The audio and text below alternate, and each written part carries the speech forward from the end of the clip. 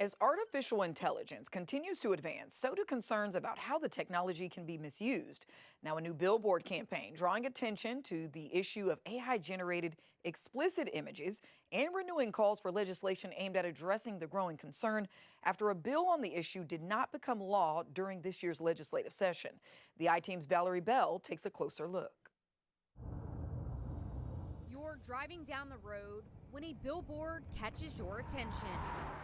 One that reads, "Don't look away, Alabama leaders failed to protect children from AI nudification." The signs have been appearing across Alabama, drawing attention to a growing concern over artificial intelligence and its ability to generate sexually explicit images from ordinary photographs. We decided to not just do email and digital ads, but we want to do visual ads too, billboards to create an awareness among the people that are in Alabama about the dangers of grok. The billboards were paid for by the Christian Coalition of Alabama. The organization is highlighting a bill that made its way through the Alabama House this year, but ultimately failed to become law before the legislative session ended. HB 347, pretty much a common sense piece of legislation.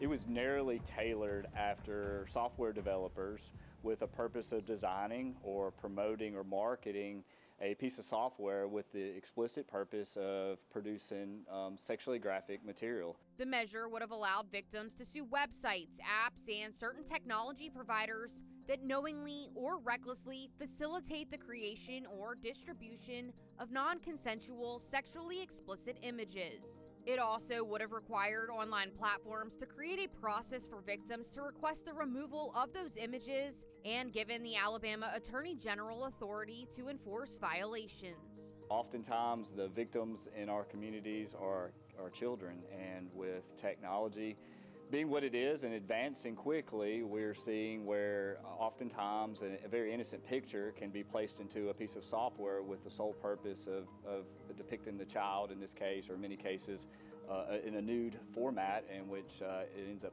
ultimately harming the child. The bill passed the House without opposition, but never received final passage before lawmakers adjourned for the year.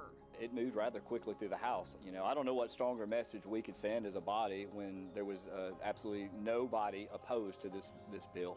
But there are thousands of bills that gets introduced to the session. But I think at the end of the day, we simply ran out of time, which is unfortunate. Meanwhile, Dr. Randy Brinson says his group's goal is to keep the issue in front of the public as AI technology continues to evolve. It's a terrible problem, and the thing with grok particularly, and other platforms, particularly grok, they are actually directed on how to create these pornographic images.